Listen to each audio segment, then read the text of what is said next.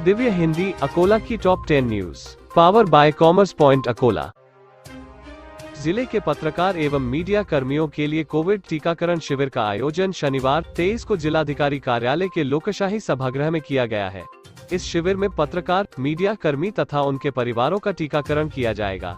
यह जानकारी निवासी उपजिलाधिकारी संजय खड़से ने दी। नागरिकों की समस्या का निराकरण करने के लिए विधायक सावरकर हमेशा तत्पर रहते हैं। वे राष्ट्रपति चुनाव में मतदान कर तुरंत अकोला पहुंचकर उन्होंने तहसीलदार और अधिकारियों से मिलकर अतिवृष्टि क्षेत्र का दौरा करके अकोला महानगर तथा ग्रामीण क्षेत्र के किसानों को आधार दिया। स्वतंत्रता के अमृत महोत्सव के उपलक्ष्य में 11 से 17 अगस्त के दरमियान हर घर तिरंगा यह उपक्रम चलाया जा रहा है। इस उपक्रम में ज्यादा से ज्यादा नागरिक सहभाग लें, ऐसा आह्वान प्रशासन की ओर से किया गया है।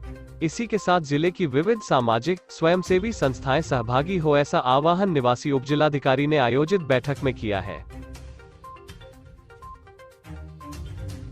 अकोला अकोट रेल लाइन का मीटर गेज से ब्रॉड गेज में बदलाव किया गया है। इस कार्य को 2 वर्ष की समयावधि बीत जाने के बावजूद भी इस मार्ग पर ट्रेन आरंभ नहीं की गई है।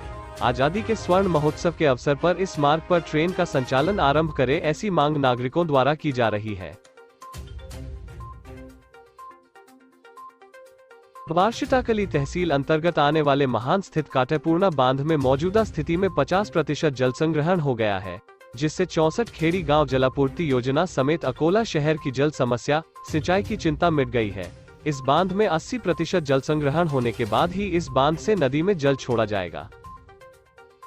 अकोला मनपा की प्रभाग निहाय मतदाता सूची को राज्य चुनाव आयोग ने अंतिम मंजूरी प्रदान की है। तकनीकी त्रुटियों तथा सूची में होने वाली गड़बड़ियों की वजह से 3 दिन की देरी से मतदाता सूची जारी की गई। अब सिर्फ चुनाव कार्यक्रम घोषित होना बाकी है। चुनाव से पूर्व की सभी प्रक्रिया को मनपा चुनाव विभाग ने पूरा कर लिया है। जिले के 241 महाविद्यालयों में कक्षा 11वीं की 33,144 सीटों के प्रवेश के लिए प्रक्रिया आरंभ कर दी गई है। इसके लिए शिक्षाधिकारी कार्यालय की ओर से शासन आरक्षण अनुसार व गुणवत्ता के आधार पर पात्र छात्रों की सूची आज बुधवार को घोषित की जाएगी। ऐसी जानकारी माध्यमिक शिक्षाधिकारी सुचिता पाटेकर की ओर से दी गई है। अकोला और अमरावती जिले में हुई मूसलाधार बारिश के चलते पूर्णा नदी में बाढ़ आई है।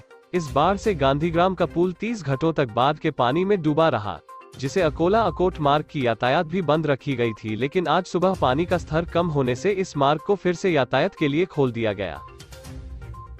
जिले में विगत 48 घंटों में हुई मूसलाधार बारिश से एक घर पूरी तरह ध्वस्त हो गया, जबकि 131 घरों को आंशिक रूप से नुकसान पहुंचा है। शासन की ओर से मदद व बचाव कार्य जारी होने के साथ नुकसान की रिपोर्ट व नुकसान का पंजीयन कार्य आरंभ कर दिया गया है। विगत 24 घंटों में हुई बारिश से तालाब पानी से लबालब हो गए हैं। ऐसी स्थिति में अनेक नागरिक पर्यटक तालाबों पर जाते हैं, किंतु दुर्घटनाओं को ध्यान में रखते हुए नागरिकों के तालाबों पर जाने पर प्रतिबंध लगाने की जानकारी जल संधारण अधिकारी हरिभाव गिते ने दी है। को स्पॉन्सर बाय बंसल क्लासेस।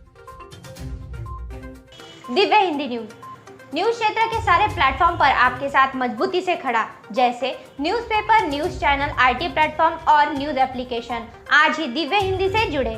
इस चैनल को यूट्यूब पर सब्सक्राइब करें और दिव्य हिंदी न्यूज ऐप को प्ले स्टोर या ऐप स्टोर से डाउनलोड करें और हमेशा अपडेट रहें। धन्यवाद।